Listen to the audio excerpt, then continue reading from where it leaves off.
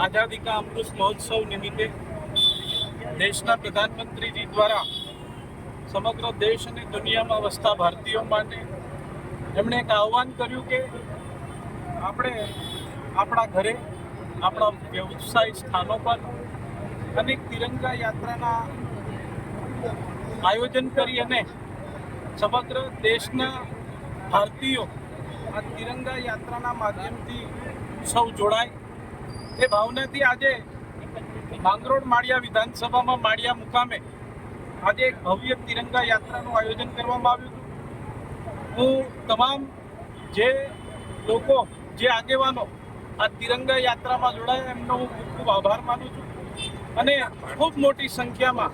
આ તિરંગા યાત્રાના આયોજન બદલ હું સૌ માળિયા તાલુકાના આગેવાનોનો ખૂબ ખૂબ આભાર માનું છું।